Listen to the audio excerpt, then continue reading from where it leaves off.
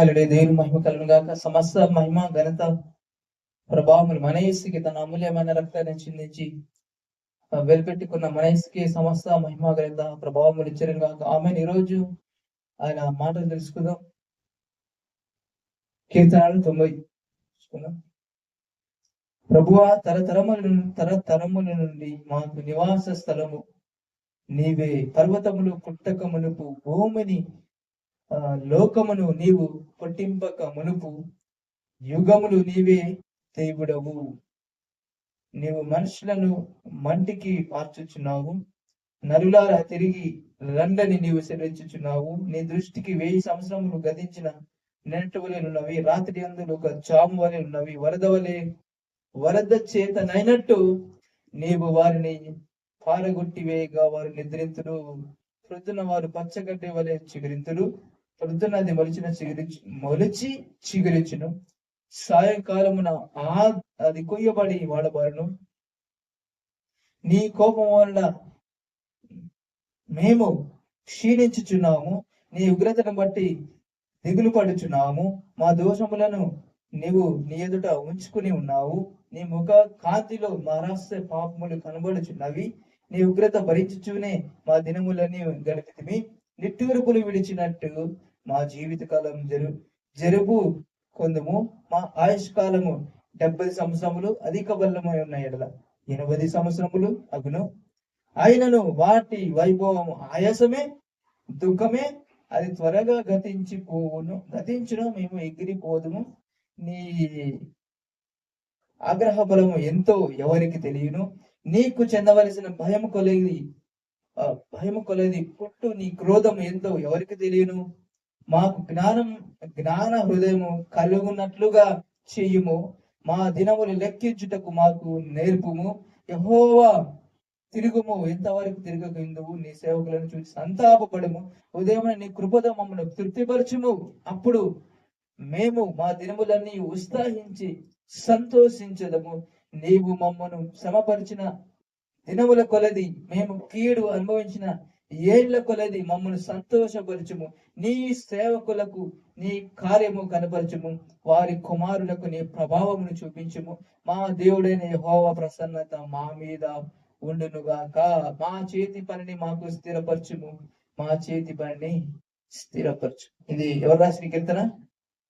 దైవజనుడైన మోషే చేసిన ప్రార్థన అంటిది. ఏ ప్రార్థన? కీర్తన కాదు, పాట కాదు, ఇది ప్రార్థన. ఈరోజు ఇది చూసుకుందాం. దీంట్లో నేర్చుకోవాల్సిన విషయాలు చాలా ఉన్నాయి. ఎవరి దాంట్లో? మోషే రాసిన కీర్తనలో, ప్రభువా, తరతరముల నుండి, అది కీర్తన 90 ఫస్ట్. తరతరముల నుండి మాకు నివాస స్థలము నీవే. మన నివాస స్థలం ఎవరు? భూమే. మన నివాస స్థలం భూమినా? ఎవరు మన నివాస స్థలము? దేవుడే. ఆమేన్. ఆయనలో మనం ఉండాలని, మన ప్లేస్, ఆయనే మన స్థలం. ఆయనలో మనము ఉన్నామంట కదా. అందుకని యేసుని ఎవరైతే అంగీకరిస్తారు, యేసుని ఎవరైతే విశ్వసిస్తారో, ఆయనలో మన జీవం ఆయన చేతిలో మన జీవము దాచబడి ఉందంట కదా. ఆయనతో పాటు కూర్చున్నామంట. ఇంకా అన్నాడు, ఏమన్నాడు? తల్లైనా మరచునేమో, కానీ నేను నిన్ను మరువను ఎన్నడు, విడువను ఎన్నడు, ఎడబాయము. చూడుము, నా అరచేతిలో నిన్ను చెక్కి ఉన్నాను కదా. నా దాగుచోటు నీవే. దావీదు అన్నాడు కదా సార్, దావీదేంది? నా దాగుచోటు యెహోవా దేవుడే అన్నాడు కదా. ఆయనే. ఇక్కడ మాది కీర్తన 91 చూసుకుంటే ఉంటది. అక్కడ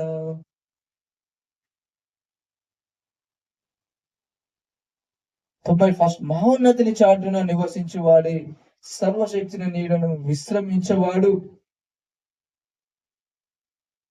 ఆయన నాకు ఆశ్రయము, నా కోట, అని నమ్ముకును నా దేవుడు. తప్పు తీసుకున్నాను. ఆయన తన రెక్కలతో నిన్ను కప్పును. ఆయన రెక్కల కింద నీకు ఆశ్రయము కలుగును. ఏంటంటే ఆయన రెక్కలతో, ఆయన తన రెక్కలతో, ఆయన రెక్కల చాటు ఉన్నవాడు మనం, ఆయన చేతిలో ఉన్నవాడు మనం. ఆమె మన జీవము దేవుని చేతిలో దాచబడి ఉన్నది. ఆమేన్.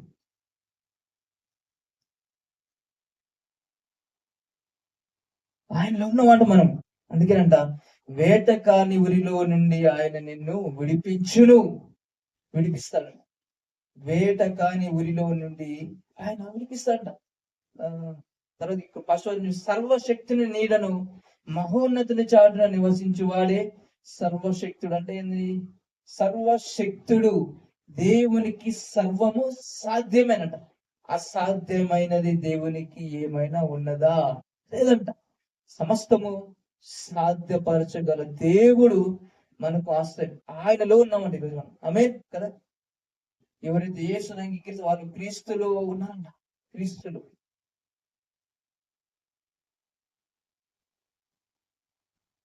నాశనకరమైన తెగులు రాకుండా నిన్ను రక్షించును. ఆయన తన రెక్కలతో నిన్ను కప్పును. ఆయన రెక్కల కింద నీకు ఆశ్రయము కలుగు. ఆయన ఇక్కడ ఉన్న మన సేఫ్టీ కాదు. ఎక్కడ సేఫ్టీ అంటే ఆయన రెక్కల కింద మనకు, ఆయనలో ఉంటే సేఫ్టీ తప్ప ఆయన లేకుండా ఎక్కడ ఉన్నా మనకు ప్రొటెక్షన్ లేదు. ఆయన దేవుళ్ళు ఉంటేనే తప్ప. ఆయన ఆయన ఆయన సత్యం అంట. కేడము. డాలు అంటే ఏది? డాలు అంటే ఇట్లా పడుకుంటారు, యుద్ధం చేసిన ఇట్లా అడ్డం పెడుతుంటారు. అదే అనమాట. అది డాలు. ఆ డాలు ఎవరంటే మనకు ఆయనే కదా. నిన్ను ముట్టువాడు నా కనుగుట్టు ముట్టువాడు సమానం అని చెప్పాడు కదా. అంటే ఆయన ముట్టాలి, మనం ముట్టాలి ఫస్ట్. ఆయన మన డాలంట. ఆయన మన తోడు. ఆయన మన ముందున్నాడంట. ఆమేన్. ఆయన వెనకాల, ఆయనలో మనం ఉన్నామంట. డాలంటే ఇట్లా అడ్డం పెడతాడు అనమాట, యుద్ధం చేసిపోయి తగలకుండా. అది మళ్ళీ ఇంకేముంటది? రాత్రి వేళ కలుగు భయముకైనను, పగటి వేళ ఎగురు బాణముకైనను, చీకటిలో సంచరించు తెగులుకైనను, రాత్రి వేళ కలిగే భయంకైనా భయపడమంట మనం. పగటి వేళ ఎగురు బాణాలకైనా, అపవాది ఎలాంటి బాణాలు వేసినా, ఎవరింత భయపెట్టించిన, మనుషులు భయపెట్టించిన మనము భయపడమంట. ఎందుకు? సత్యం, దేవుని గురించి మనం తెలుసుకున్నప్పుడు, సత్యాన్ని తెలుసుకున్నాం.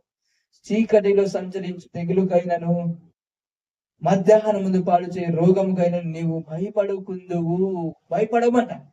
భయపడకుందువు. ఆయన చాట్లు, ఆయనలో మనం ఉంటే భయపడమంట. ఇది నమ్మాలంట మనం.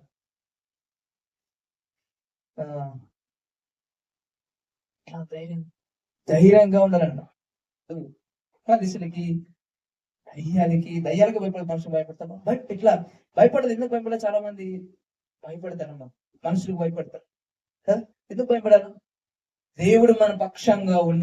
దేవుడు మన పక్షముగా ఉండగా మనకు విరోధి ఎవడు? అసలు మన దేవుడు అంటే అసలు ఎంత గొప్పవాడు. మహాకాశములు పట్టజాలని దేవుడు అంట. ఇంత పెద్ద, అసలు మనిషికి ఊహక అందని కొన్ని మిలియన్స్, అసలు చాలా పెద్ద నక్షత్రాలు, అంత పెద్ద నక్షత్రాలు. ఆ నక్షత్రాలు మళ్ళా వీధులు ఉన్నాయంటారు గెలాక్సీలో. చాలా పాలపొంత గెలాక్సీ, పాలపొంత ఒక పేరు. ఇట్లా ఎన్ని పేర్లు, అంత పెద్ద పెద్ద చాలా పెద్ద రాష్ట్రం. అవన్నీ అంటే ఈయన ఒక చానతో గురించాడు. ఆమేన్. చానతో. ఇంత గొప్ప పెద్ద దేవుడు మనకుండగా మనకు విరోధి ఎవడు? ఆమేన్. భయపడదంట. ఒకసారి భయపడితే జీవితంలో భయమే. అందుకని నీతిమంతుడు సింహము వలె ధైర్యంగా. ఎవరి నీతి? మన నీతి కాదండి. ఆమేన్.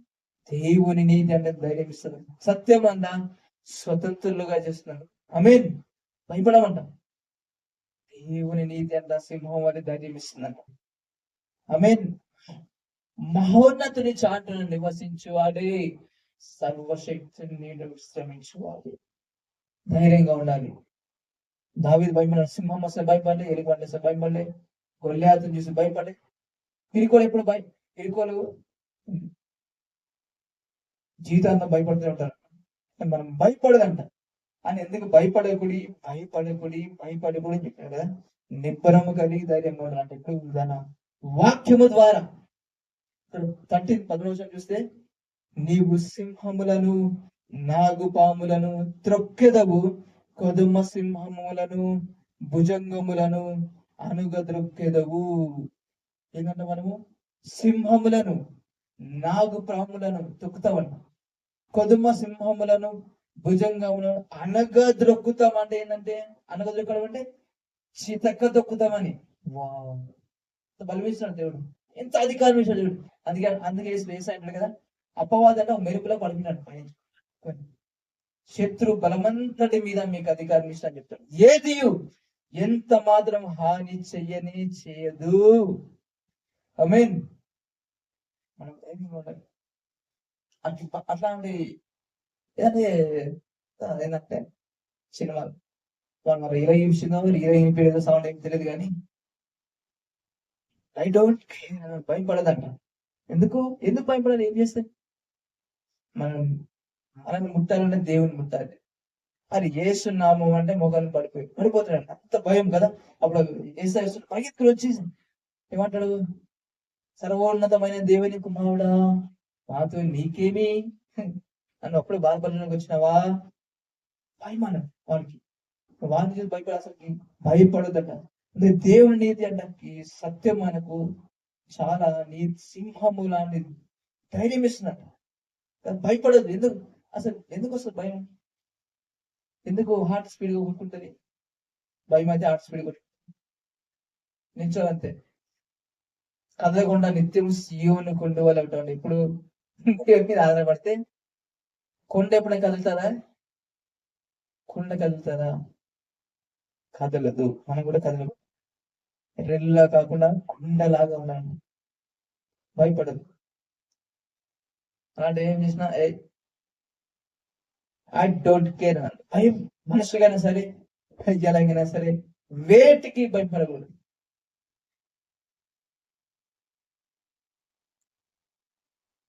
తెగింపు రావాలి మనసుకి. ధైర్యం తెగించాలి. తెగించాలంటే పిరికితనాన్ని మనతో దగ్గర నుంచి వెళ్ళగొట్టాలన్న. పిరికితనానికి ఎలాంటి ఆత్మని ఇచ్చాడంటే మనకు ధైర్యము, ఇంద్రియ నిగ్రహం గల ఆత్మనే ఇచ్చాను గాని పిరికితనము ఆత్మను నాకు ఇవ్వలేదు.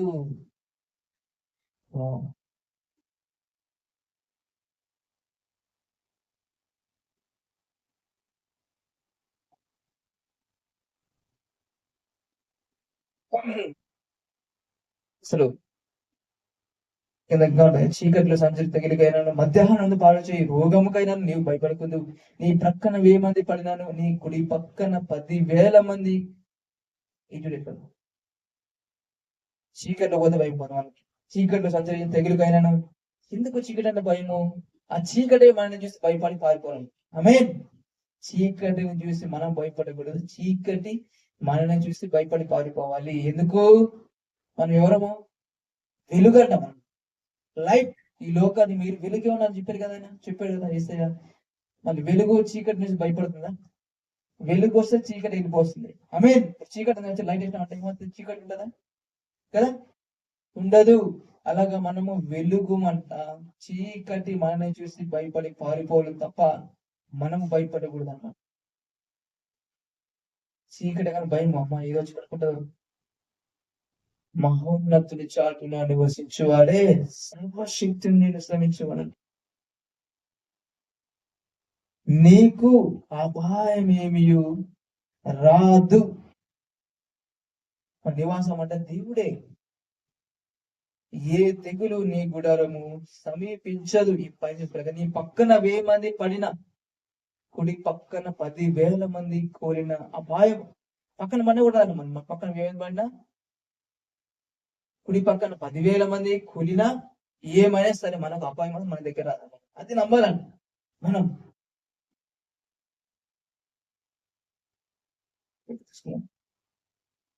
ధైర్యంగా ఉండాలి.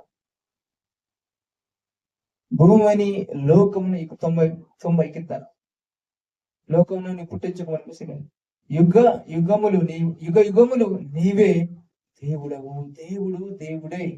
ఆయనకు స్టార్టింగ్ లేదు, ఎండింగ్ లేదు. ఆమేన్. ఆరంభం లేదు, ముగింపు లేదు.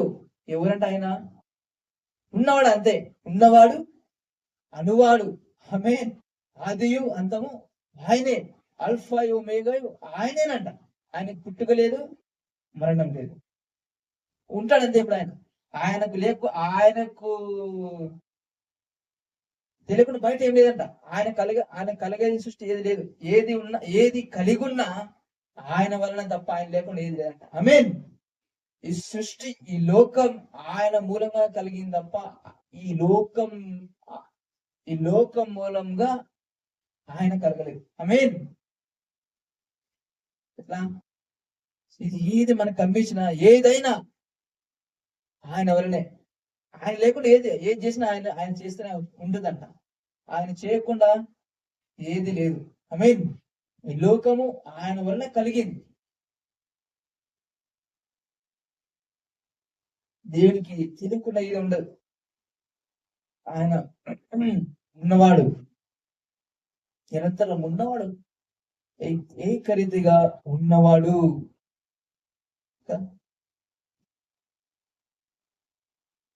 చాలా అనుకుంటారు దేవుడు ఎలా పుట్టాడు, దేవుని ఇప్పుడు ఎలా పుట్టాడు అని డౌట్ వస్తారు. దేవుడికి పుట్టుక లేదు, పరిణామం లేదు. ఆయన ఉంటాడని ఎప్పటికీ. ఉన్నవాడు యెహోవా అనే పేరుకి ఏంటంటే ఉన్నవాడు, అనువాడు అని పేరు అర్థం అంటాయి.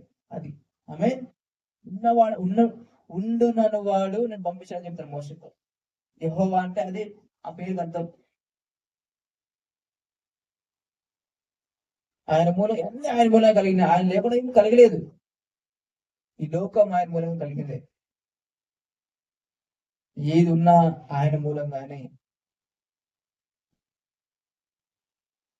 ఆయన ఉన్న లేడు, ఏకరీతిగా ఉన్న దేవుడు, ఒకేలాగా ఉండే దేవుడు.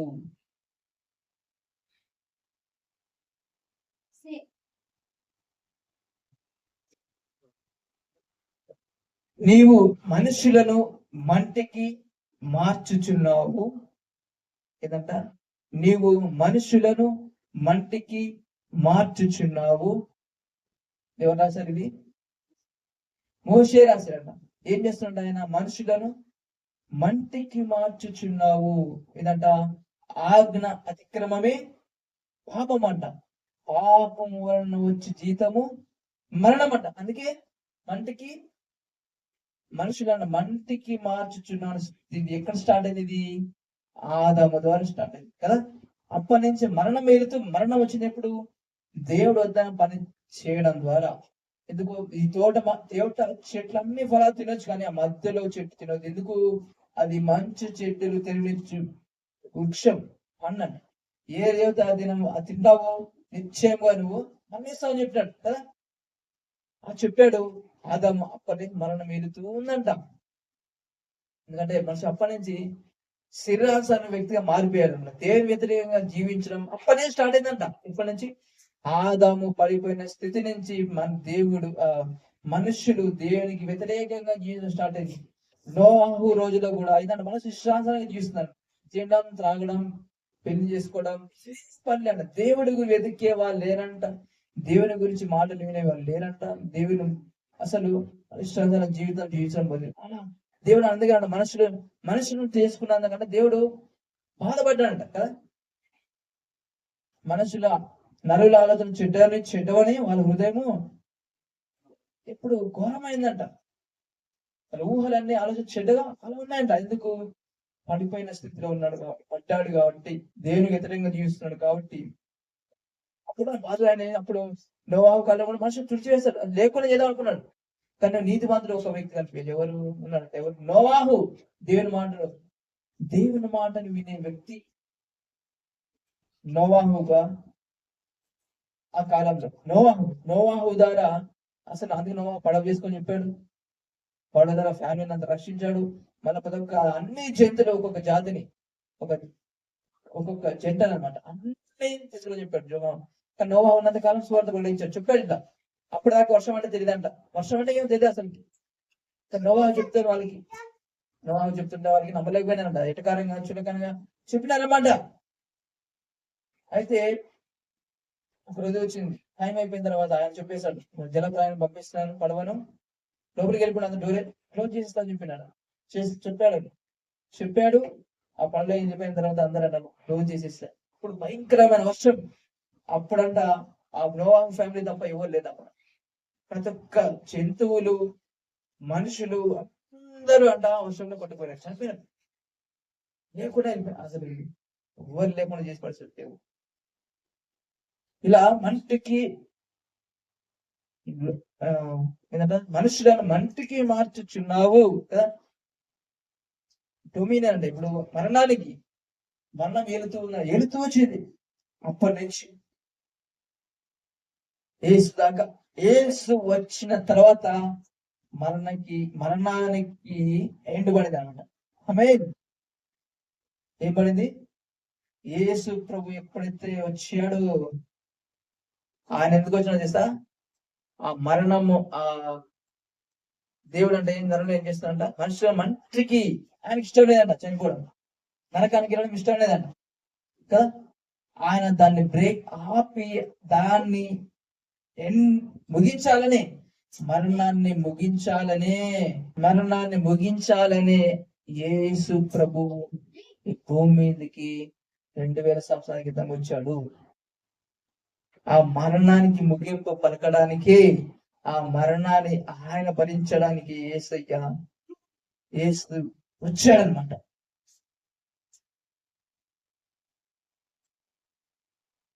ఎందుకంటే పాపం వాళ్ళ జీతము మరణము కదా. పాపం వాళ్ళ జీతము మరణము, అదేంటంట నరకం. ఎందుకంటే చనిపోయిన తర్వాత కూడా శరీరానికి మరణం ఉంది కానీ ఆత్మకు మరణము లేదు. ఆత్మకు మరణం లేదంట.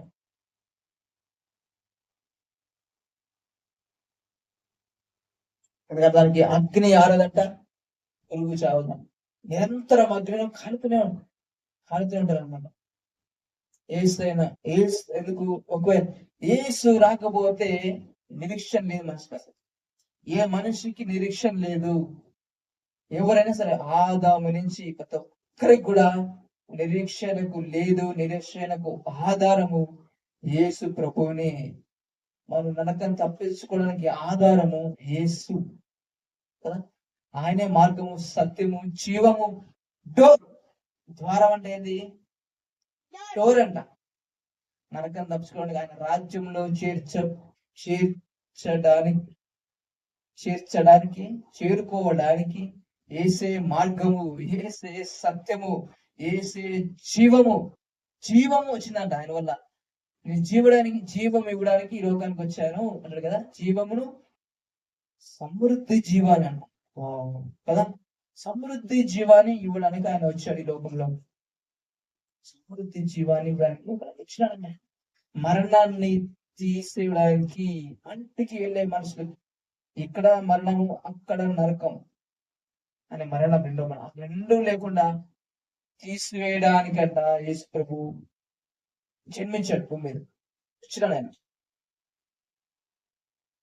ఆయన వచ్చి ఫినిష్ చేశాడనమాట, ముగించాడు కదా. సమాప్తమైనది. మరణించి తిరిగి లేవడం ద్వారా మన నీతిమంతులుగా తీర్చాడు. ఆయన రక్తం ద్వారా మనం నీతిమంతులుగా తీర్చబడ్డాము. ఆ మన మరణాన్ని ఆయన మరణించి 3వ రోజున తిరిగి లేచాడు.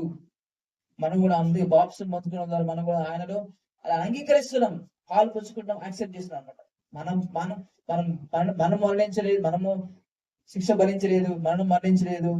కానీ యేసు చేసిన దాన్ని మనం అంగీకరిస్తున్నాం. ఆయన భాషం అంటే అదే అంటమ్మా, మరణించి పాతి పెట్టబడి ఒక కొత్త వ్యక్తిగా తిరిగి లేస్తున్నాను. ఆమె పాపం లేని వ్యక్తిగా నిత్య జీవం పొందుకొని ఒక నూతన వ్యక్తిగా, ఆత్మాసన వ్యక్తిగా అంట కదా. శరీరాసనం కాదు. ఎప్పుడైతే యేసుని అంగీకరిస్తాము, యేసుని అంగీకరించిన తర్వాత శరీరాసన వ్యక్తి అంట సిలువ వేయబడ్డాడంట. పాత వ్యక్తికి మనకు సంబంధం లేదు. ఒక నూతనమైన వ్యక్తిని క్రీస్తు ద్వారా అంట మనం, ఆయన ద్వారా జన్మించిన ఒక వ్యక్తి. అందుకంట పాతవి గతించెను, సమస్తము కొత్తవైన ఎవరంట, ఎవరి వలన? క్రీస్తు వలన, ఆయన వలన.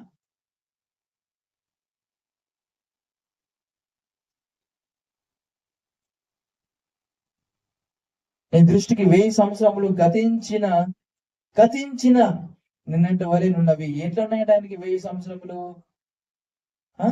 గతించిన యేసుప్రభు వచ్చి ఎన్ని సంవత్సరాలు అయిపోయా? 2.5 అయిందా? 25 అంటే ఎన్ని రోజులు ఆయన దృష్టికి? 2 రోజులే. 2 days ఎంత ఆయన దృష్టిలో? ఏంటంటే 2 రోజులే.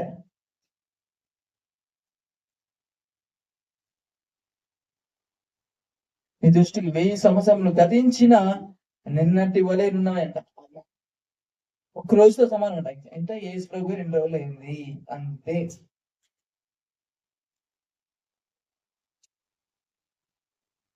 రెండు సంవత్సరాలు 2 రోజులు. అప్పుడు వచ్చేసారు చెప్పేసారు కదా. 2 రోజులు దానికి ఆయన పోయి 2 days అయింది అంతే. 2.5 days అయింది అనుకో యేసు ప్రభు. ఆయన రావాలంటే స్వార్థ ప్రకటించబడాలంట ఒక్కరికి.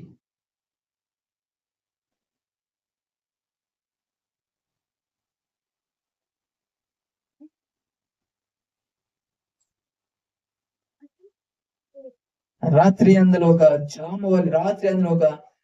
జాము వలె ఉన్నది. వరద చేత నైనట్టు నీవు వారిని పారగొట్టి వేయగా వారు నిద్రింతురు. మనుషుల గురించి అనమాట. వరద చేత నైనట్టు నీవు వారిని పారగొట్టి వేయగా వారు నిద్రింతురు. దేవుని ఉగ్రతకి ఎవరు తట్టుకోలేరు కదా. దేవుని ఉగ్రతకి తట్టుకోలేవు. ఆయన ఏదైనా శిక్ష తట్టుకునే ఎవరి వల్ల కాదు, మనిషి వల్ల. సాయంకాలం అది కోయబడి వాడవారును నీ కోపం వల్ల మేము క్షీణించుచున్నాము. ఏమంటున్నా మోసే? నీ కోపం వల్ల క్షీణించుచున్నాము. ఇప్పుడు గుడ్ న్యూస్ ఏం చెప్పాలంటే దేవుని కోపం అంతా యేసు ప్రభువుని చూపించేసింది. ఆమేన్. ఎవరి మీద పోయింది కోపం? ఆయన క్షీణించాడు నిజంగా. ఆయన అలగొట్టబడ్డాడు, ఆయన వెలుగొట్టబడ్డాడు, ఆయన అవమానించబడ్డాడు, ఆయన పుడిగుతులు తిన్నాడు. అంత కోపం అంతా, దేవుని కోపం అంతా ఆయన మీద యేసు ప్రభువు మనకు తీసుకున్న శిక్ష. ఎందుకంటే పాపానంతా తీసుకుని యేసు ప్రభు మీద చేసుకున్నాడంట. మోపింది ఎవరంట? ఎవరు? తండ్రే. మన దోషాలన్నీ తీసి యేసు ప్రభు మోపాడంట. ఆ మోపి ఆ పాపానికి శిక్ష వేశాడంట కదా. కోపం, ఆ శిక్ష భరించేశాడు యేసు ప్రభు కదా. ఆయన అందుకే ఆయన క్షీణించిపోయింది ఆయనే, నలగొట్టిపడింది ఆయనే. ఈ కోపం ఆయన మీద పడింది అనమాట, యేసు ప్రభు మీద. నీ ఉగ్రతను బట్టి దిగుపడుచున్నాము. ఎవరి కుమారుడి మీద? యేసు ప్రభు మీద. అప్పుడు వేరే, ఇప్పుడు వేరే. నేనంటే ఇదంతా ఇప్పుడేంది అప్పుడేం చెప్తున్నా. ఎంత చేంజ్ యేసు ప్రభు వచ్చిన తర్వాత. ఆయన కోపం అంట, నీ ఉగ్రతను బట్టి దిగులు పడుచున్నాము. ఇప్పుడు ఉగ్రత ఎవరు భరించినాడు? ఉగ్రత ఎవరు భరించారు? ఇప్పుడు కుమారుడు యేసు ప్రభు మీద ఉగ్రత పడింది. కోపము ఎవరిని చూపించేశాడు? యేసు ప్రభు చూపించేశాడు. కోపం ఆయన చూపించేశాడు, ఉగ్రత ఆయన చూపించేశాడు. ఇప్పుడు మనకి కోపం ఉంటుందా తండ్రికి? లేదంట. ఇప్పుడు ఈ రోజు అంటే దేవుడు మన మీద కోపపడాలంట. ఆయన మనం మారాలని, ఆయన దగ్గర రావాలని, కుమారుడిని యేసులో చేసిన సిలువ యాగాన్ని మనం యాక్సెప్ట్ చేయాలని కోరుకుంటున్నాడు. తండ్రికి మనకు సమాధానాన్ని కుమారుడు మధ్యవర్తిగా ఉండి, మధ్యవర్తి దేవుడే. ఆయన తండ్రిని మనం కలిపేశాడు. ఆమేన్. దేవుడికి మనసుకున్న మధ్య తెరంట. ఆత్మ కదా. ఆ తెర తీసి పడేసినట్టే చినిగిపోయిందంట. తెర తెగిపోయిందనమాట. డైరెక్ట్. అందుకని అబ్బా తండ్రి అరగేసుకోవచ్చు. గొప్ప లేదు ఇట్లా కదా. పాత నిబంధనలు అందుకే దేవుడుగా ఉన్నాడు, క్రొత్త నిబంధన తండ్రిగా ఉన్నాడు, స్నేహితుడుగా ఉన్నాడు. అందుకే మేము దాసులని పిలవక స్నేహితుడు అనిపిస్తున్నాడు కదా. స్నేహితుడు అనిపిస్తున్నాడు ఈరోజు కుమారులు అన్నమాట మనం. ఆమేన్. గొప్ప శిలువయాగము, గొప్ప అసలుకి సాక్రిఫైస్ చేశాడు అనమాట కదా. యెషయా గ్రంథము 53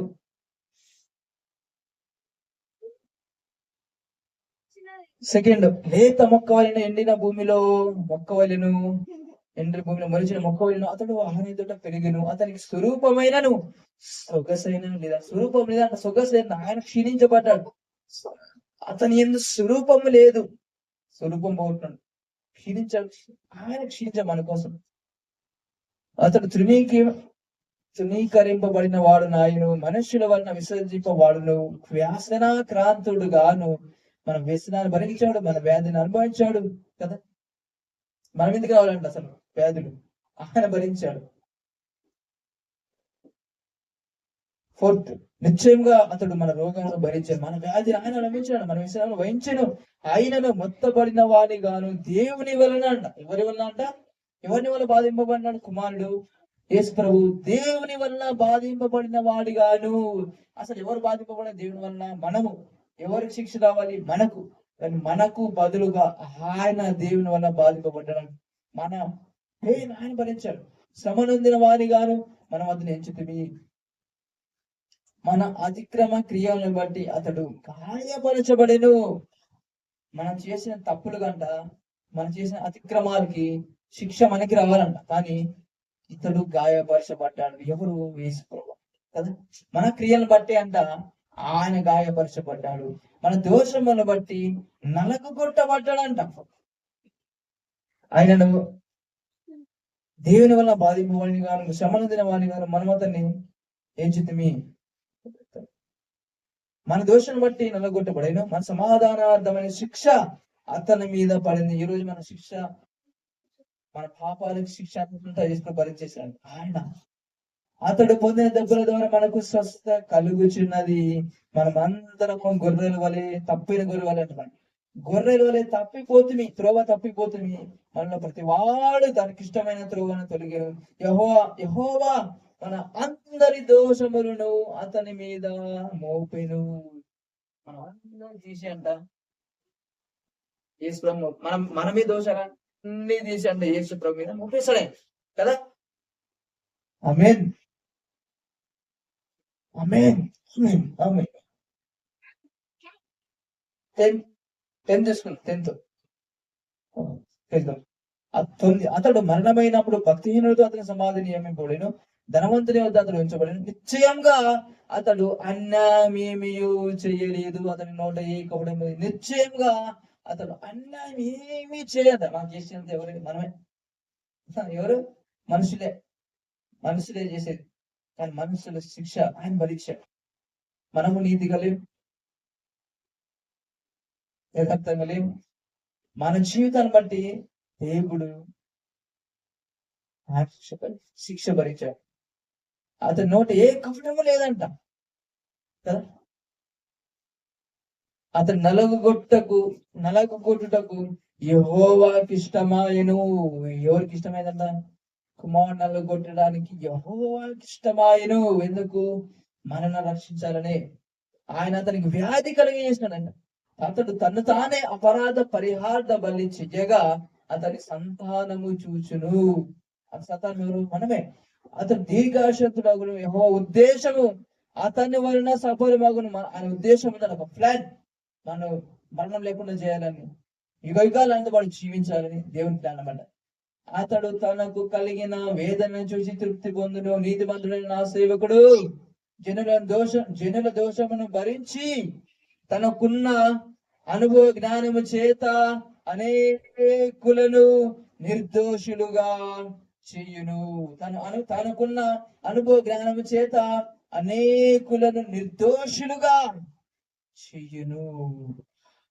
ఎవరు తెలుసా? మనము నిర్దోషులము.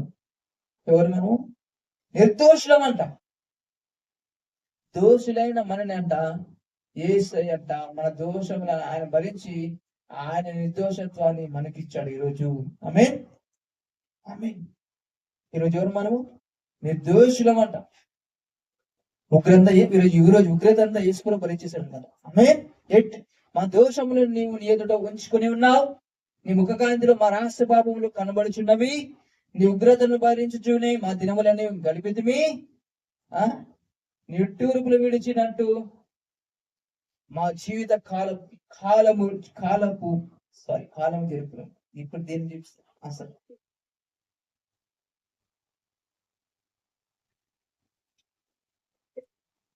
ఏం చేస్తాం ఇక్కడ?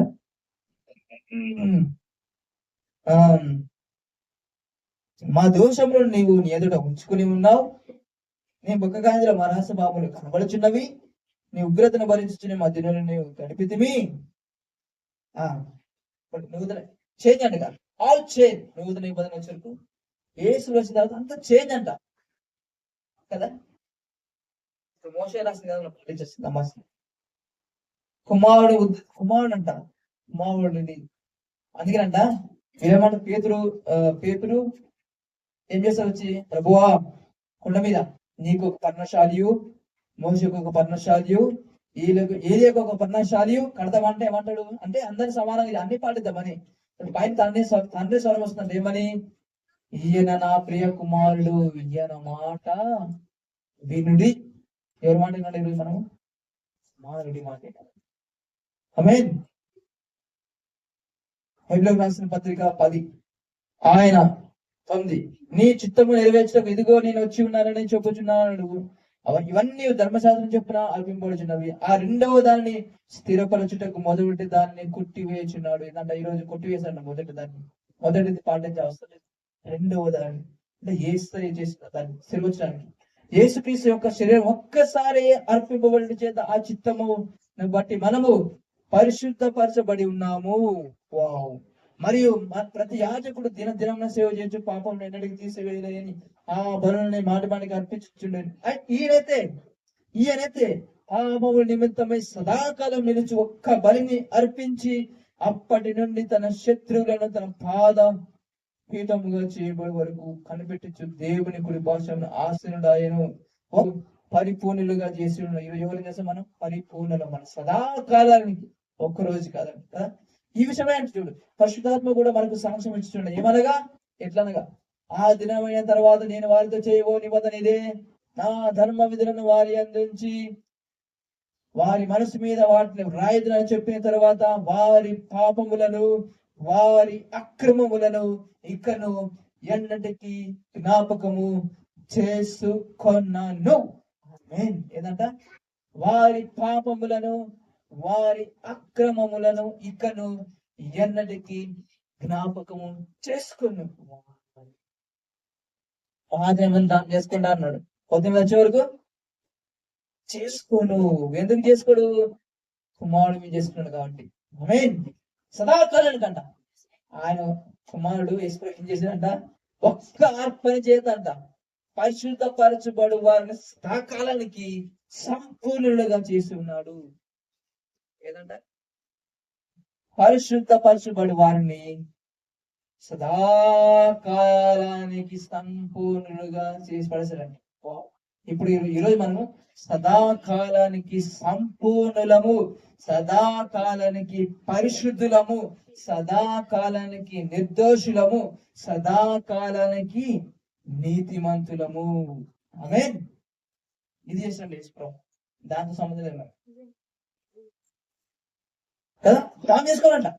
పరిశుద్ధాత్మ దేవుడు స్నానం చేస్తారు. అప్పుడు పరిశుద్ధాత్మ దేవుడు చాలా ఏమంటారు? పరిశుద్ధాత్మ దేవుడు వచ్చి పరిశుద్ధాత్మ దేవుడు పాపాలు స్నానం చేస్తాడంట. ఏం చేస్తాడు? ఇక్కడ ఉందా? ఏముంది ఇక్కడ?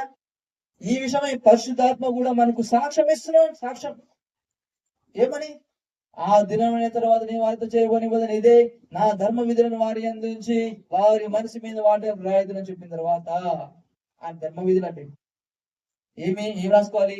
నా పాపాలు ఎప్పుడు దేవుడు జ్ఞాపకం చేసుకోడు, నేను సదాకాలానికి సంపూర్ణుని, సదాకాలానికి నిర్దోషిని, నిరపరాధుని, పరిశుద్ధిని అని రాసుకోవాలంట మనం నా హృదయం మీద.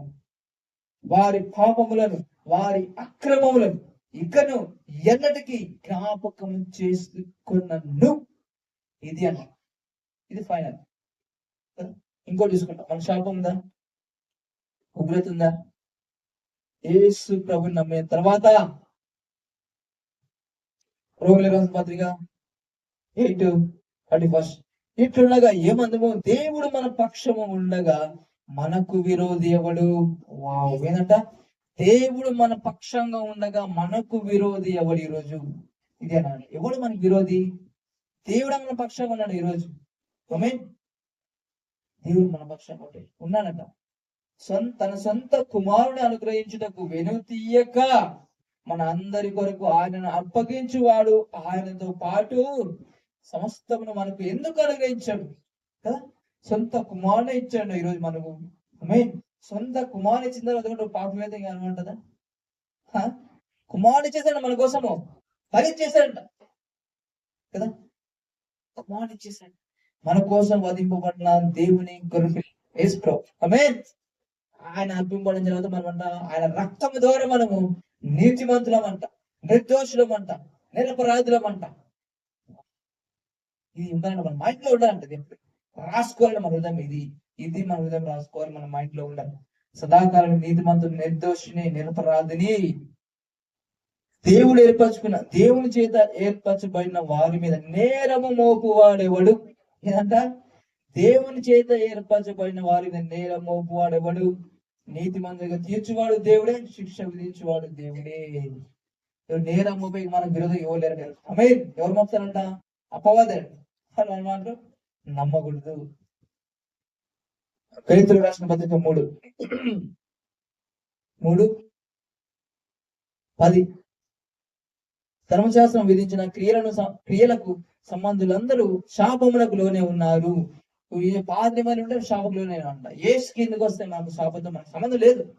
ఎందుకు? ఆయన మన క్రియలను బట్టి ఆయన విలచలు చేశాడు. ఎందుకనగా ధర్మశాస్త్ర గ్రంథమందు రాయబడిన విధులన్నీ చెవిటి నిలకడగా ఉన్నది, ప్రతి వాడును శాపగ్రస్తులను రాయబడి ఉన్నది. ధర్మశాస్త్రం చేత ఎవడును దేవుని ఎదుట నీతిమంతుడని తీర్చబడు సంగతి స్పష్టమే. నీతిమంతుడు విశ్వాసం మూలముగా జీవించును. ఆ విశ్వాసం మనకు తీస్తే మన విశ్వాసం ఆయన నమ్మడమే. ధర్మశాస్త్రం విశ్వాస సంబంధమైనది కాదు, కానీ దాని విధులను ఆచరించి వాడు వాటి వల్ల జీవించును. ఆత్మను గురించిన వాగ్దానం విశ్వాసం వలన మనకు లభించినట్లు అబ్రహాము పొందిన ఆశీర్వాదము క్రీస్తు యేసు ద్వారా అన్ని జనులకు కలుగుటకై క్రీస్తు మన కోసము శాపమై మనను ధర్మశాస్త్రం యొక్క శాపము నుండి విమోచించెను. ఆమేన్. ఏదంట? ఈరోజు శాపం క్రీస్తులో అంటే యేసు ప్రభువు చేస్తాయంట. శాపము నుండి, ఆ పాపములో జీతం మరణం నుండి విమోచించెను, బయటకు వచ్చినాడు ఈరోజు. అందుకంట ఆయన నమ్మేవారంట మరణములో నుంచి జీవములోకి దాటి ఉన్నాము. ఆ మరణములో నుంచి తీర్పులో నుంచి దాటి ఉన్నాము. ఈరోజు తీర్పు లేదంట మనకి. ఆమేన్. తీర్పు లేదు, మరణము లేదు. ఆ రెండు దాటేసాం. వాటి నుంచి విమోచింపబడ్డాము క్రీస్తు ద్వారా. శాపం నుంచి విమోచింపబడ్డాము క్రీస్తు ద్వారా. క్రీస్తు మన కోసము శాపమై మనలను ధర్మశాస్త్రం యొక్క శాపం నుండి విమోచించెను.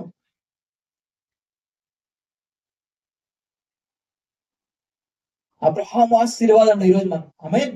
అబ్రహాము ఆశీర్వాదము వారసులము. అబ్రహాంకి ఎక్కడ మనం కొదువైందా? ఇస్సాకు పంట వేస్తే కరువులో కూడా నూరంతలు ఫలం. ఆమేన్. అబ్రహాం ఎక్కడైనా ఎక్కడ కరువు ఉందా అంటే కొద్ది భయపడి కరువు వస్తుంది పోయినాడు, కానీ దేవుడు సమ్మతిస్తాడు అనమాట. అబ్రహాం ఆశీర్వాదం మామూలుగా ఉండదు. అసలు భూమి భరించలేనంతగా, శత్రువులే అసూయ పడేంతగా ఆమేన్ దేశాలు రాసిచ్చండి. ఆ ఆశీర్వాదం మనదండి. ఆమేన్ కదా. మృతుల్యమైన బాడీ శరీరం నుంచి అంట లెక్క పెట్టలేనంత ఆకాశ నక్షత్రాలాగా కదా. అబ్రహాం సంతానం అంటే నుంచి క్రీస్తు సంతానం, క్రీస్తు అనమాట. ఆ క్రీస్తు ద్వారా ఆకాశ నక్షత్రాలాగా సంతానం. ఆమేన్. ఈరోజు మన పరిస్థితి మృతతుల్యమైపోయిన పర్లేదు అంట. మృతతుల్యమైనప్పటికీ అంటే దేవుడు బాగు చేయగలడు. ఆమేన్. మృతతుల్యమైపోయిన పర్లే అంటే వాళ్ళకి అబ్రహము వాళ్ళ వయసు అయిపోయింది, మృతతుల్యం అయిపోయాడంట. శార గర్భం ధరించకుండా మృతతుల్యం అయిపోయినా సరే ఆ మన శరీరము నా శరీరంకు మనం ఏది అనుకుంటామో అది అయ్యే అవకాశం లేకున్నా మన శరీరము ఆ ఏది దాటిపోయినా సరే దేవుడు అది చేస్తాడు, చేయగలడు, సమస్తం చేయగలడు. ఆమేన్. దేవునికి సమస్తము సాధ్యమే. ఆ మృతుల శరీరమే దేవుడు పిల్లలకు అనే విధంగా చేస్తే మరి దేవుడు ఏదైనా చేయగలడు, సమస్తము సాధ్యమేనంట. ఈరోజు మనకు ఉగ్రత లేదు, శిక్ష శాపము మనకు సంబంధం లేదు. ఈరోజు మనకు దోషాలు మనకు సంబంధం లేదు. నీ ముఖ కాంతిలో మహారాజ్ ఈరోజు ఏం తెలుసా, పరిశుద్ధాత్మ నువ్వు నీతి మంతులు భూమిస్తుంటాం. ఆమె నీతిమంతులు, నిర్దోషులు, పరిశుద్ధులు అని పరిశుద్ధులు ఈరోజు మనకు ఒప్పింప చేస్తాడు కదా. ఈరోజు నీ ఉగ్రతను భరించుతూనే మా దినములన్నీ కలిపింది. ఈరోజు మన ఎవరు ఉగ్రత భరించే అవసరం ఉందా మనకు? మరి ఈరోజు ఏం భరిస్తున్నాం మనము? ఆశీర్వాదాన్ని భరించు మా దినములన్నీ కృపాక్షేమములే మన ఇంటి వచ్చిన ఈరోజు. ఆమేన్. శాపం మన సంబంధం అనమాట కదా. నేను బ్రతుకు దినములే కృపాక్షేమములే నా ఇంట వచ్చిన ఇక్కడ కీర్తన ఉంది కదా, అది మనదండి. నేను బ్రతుకు దినములన్నీ కృపాక్షేమములే నా వెంట వచ్చును. ఆమేన్. అది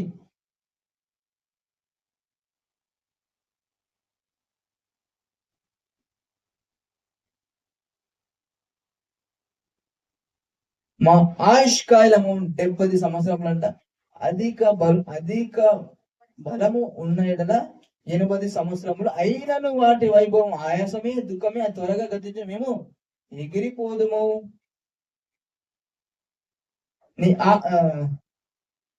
దాని గురించి యోహాన్ రాసిన పత్రిక జాన్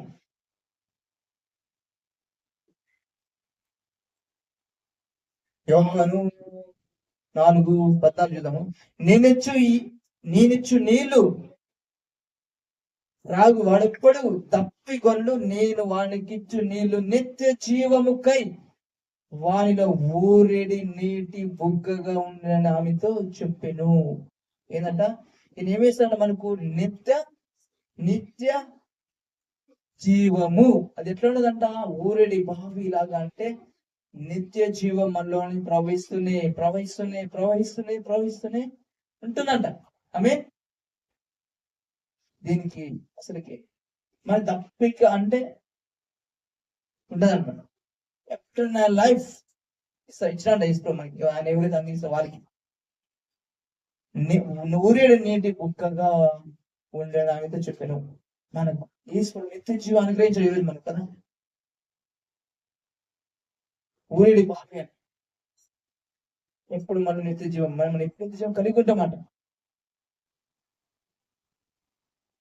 యోహాను 6 విశ్వసించువాడే నిత్య జీవం గలవాడు, జీవాహారము నేనే.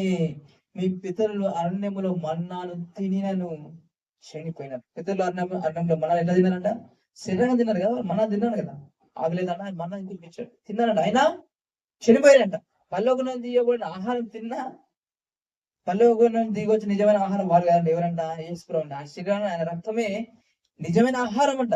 దీనిని తినువాడు చావకుండునట్లు పరలోకం నుండి దిగి వచ్చిన ఆహారం ఇదే కదా. పరలోకం నుండి దిగి వచ్చిన ఆహారం, పరలోకం నుండి దిగి వచ్చిన జీవాహారము నేనే. ఎసేనంట, ఎవడైనాను ఈ ఆహారం భుజిస్తే వాడు ఎల్లప్పుడూ జీవించును, మరియు నేను ఇచ్చే ఆహారం లోకమునకు జీవం కొరకైన నా శరీరమే అని మీతో నిశ్చయముగా చెప్పుచున్నాను. అధిక బలం ఉండేలా 70 అయినను వాడి దుఃఖము ఆయాసం ఎప్పుడు? యేసు ప్రభు రానప్పుడు. ఇప్పుడు నిత్య జీవము కలవారము కదా. దాన్ని మరణం అనే బాండ్ రాయి యేసు ప్రభు దాన్ని తిప్పి పరిచయం లేదనమాట. తీసి ఎక్కడ ఉందా లేదు.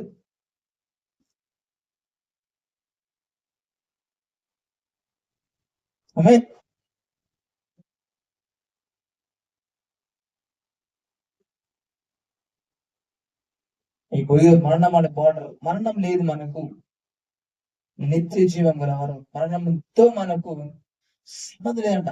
ఆ వాక్యం మనకు సంబంధం అవుతామని 70 80 70లే 80లే 100లే. ఆమె లేదే లేదు, ఏది లేదు మనకి. ఏది అంటే మనకి మన బార్డర్ అనేది మరణం అనేది లేదంట. ఆమె మరణం అనేది లేదే లేదు మనకు. ఈరోజు 70 లేదు, 80 లేదు.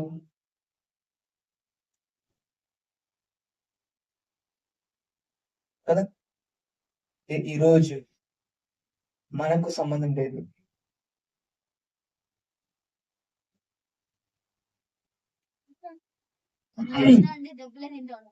ఈరోజు మరణం అనే బోర్డర్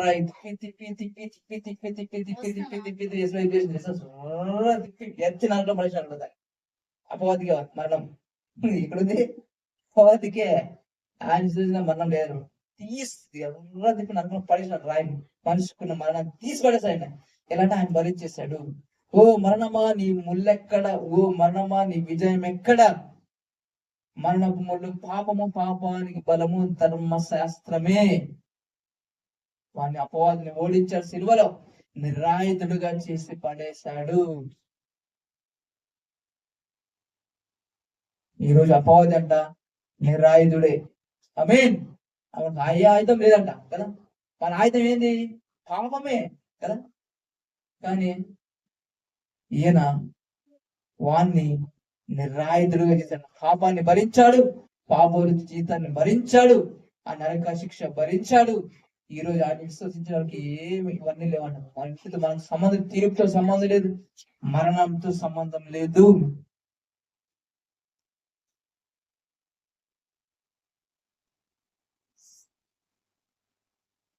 మీరు మనిషికి మనిషి శరీరం తిని ఆయన రక్తంలో తాగితేనే కానీ మీరు జీవం గలవారు కాదు. నా శరీరం తిని నా రక్తము త్రాగువారు నిత్య జీవం గలవాడు, అంత దినమున నేను వారిని లేపుదును అని చనిపోతారని అర్థం కాదండి. ఎత్తబడము. నా శరీరము నిజమైన ఆహారమును, నా రక్తము నిజమైన పానమై ఉన్నది. నా శరీరం తిని నా రక్తము త్రాగు నా యందును, నేను వాని యందును నిలిచి ఉందుము. జీవం గల తండ్రి నన్ను పంపెను కనుక నేను తండ్రి మూలముగా జీవించుచున్నట్టే నన్ను తినువాడు నా మూలముగా జీవించును. ఇదే పరలోకము దిగి వచ్చిన ఆహారం పితరులు మన్నాను తినియు చనిపోయినట్టు కాదు, ఈ ఆహారం తినవాడు ఎల్లప్పుడూ జీవించిన నిశ్చయముగా మీతో చెప్పుచున్నాను. ఏంటంట, ఎప్పుడు ఏం చెప్పాలి? మనం ఎల్లప్పుడూ జీవిస్తూ ఉంటాం. మనమంతా సంగతి ఏంది? ఎల్లప్పుడూ ముగింపు లేదు మనకి, ఎండింగ్ లేదంట మనకి. దేవుడు అట్లా చేశారు. ఆమె ఎల్లప్పుడు జీవిస్తామంట. ఏ ముసలు చనిపోతా అంటే ఏంటంటే కణాలన్నీ మనుషులో కణాలు ఉంటాయంట. ఆ కణాలు చనిపోయి మనం ఆలోచిస్తాం, దానికి డిసైడ్ అయిపోయి కణాలు ముసలుగా అయిపోతాయి. నేను ఎల్లప్పుడు చాలా మరణించాలని చెప్పినా అనుకో, ఆ కణాలను నూతన పరచబడి యవ్వనంగా మారిపోతామంట. ఆమె చనిపోతేనే కదా ముసలు అయ్యేది. చనిపోయిన వాడు మనం ఇప్పుడు ఎంగే ఉంటామంట. ఆమె యంగ్ అండ్ డైనామిక్ గా ఉంటాం. ఆమె పక్షిరాజు యవ్వనం వలె మన యవ్వనము నూతన పరచబడుతుంది. దేవుని మాట వలన సాధ్యమే. ఆయన మాట వలన ప్రపంచంలో నిర్మాణములైనవి కదా. ఆయన మాట వల్లనే మన శరీరమే, ఈ శరీరం కూడా ఆయన మాట ద్వారా చేంజ్ అయిపోతాను. నేను మరణించను, మరణంతో నాకు సంబంధం లేదు. అధిక బలము ఇవన్నీ నాకు సంబంధం లేదంట. భక్తిహీనులు కానీ, ఎవరికి? భక్తిహీనులు కానీ దేవుని నమ్మిన వాళ్ళకి. ఆమె మనం నీతి మంతులు కాదంట కదా. ఎవరికి? ఎందుకు? ఆయన విశ్వాసం ఉంచాం కాబట్టి మనం విశ్వాసము దేవుని మనం నీతి మంతులుగా చేయబడ్డామంట. ఈరోజు ఎవరికి? భక్తిహీనులకి ఈ మరణం కదా అధిక బలం అంటే. ఆ ఆయుష్కాలం ఎంత? ఆయుష్కాలం 70 సంవత్సరాలు ఉంటాయి. ఇవి మా ఆయుష్ ఎంత మనకి? ఏం చెప్పాడు యేసు ప్రభు? నిత్యము ఏది? నిత్యము అంట. మనం ఎల్లప్పుడూ అంట మనకి. ఆమె అధిక బలం 80 సంవత్సరములు. అధిక బలంలే ఆయుష్క అధిక బలము కింద మించింది మనకు నిత్య జీవం ఈ రోజు ఉన్నాను. మీన్ మన బలము కాదంట, దేవుని బలమే, దేవుని మాటనే కదా ఈరోజు మన బలం. అయిన వాటి వైభవం ఆయాసం అంట వాళ్ళకి బతికేళ్ళకి మనకి జాయ్ అండ్ జాయ్. ఈరోజు సంతోషం కదా, మన సంతోషం, మన గొప్ప నిరీక్షణ మనం కలిగి ఉన్నాం. మన మరణం లేదు, శాపం లేదు, తీర్పు లేదు, ఆయన రాజ్యంలో చేర్చబడ్డ ఆయన మన ద్వారా. నీ ఆగ్రహ బలం ఎంతో ఎవరికి తెలియను, నీ ఆగ్రహ బలము ఎంతో ఎవరికి తెలియను. యెహోవా ఇక్కడేముంటాయి 53, మేము తెలియజేసిన సమాచారం ఎవడు నమ్మెను కదా. యెహోవా బాహువు ఎవరికి బయలుపరచబడిను, మనకేనంట కదా. మేము తెలియజేసిన సమాచారం ఎవరు నమ్మిన 53, యెహోవా బాహువు ఎవరికి బయలుపరచబడును, బయలుపరచబడి ఎంత కింద ఉంటాయి కదా, లేదా మొక్క ఇదంతా యేసు గురించే. ఇది ఆయన ప్లాన్, తండ్రి ప్లాన్ అన్నాం కదా, తండ్రి ప్లాన్ అంట కదా. ఈ ఆగ్రహ బలం ఎంతో ఎవరికి తెలియను. నీకు చెందవలసిన భయం కొలిది పుట్టు నీ క్రోధము ఎంతో ఎవరికి, ఆయన క్రోధం అంతా కుమారుని పడిపోయాను.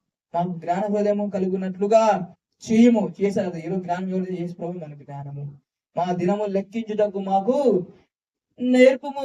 ఈ రోజు మన దినము లెక్క పెట్టలేము, ఎందుకు నిత్యము జీవిస్తాం కాబట్టి. అవే లెక్క పెట్టే అవసరం ఎందుకు, పోం కాబట్టి మనం పోతే లెక్క పెట్టేది.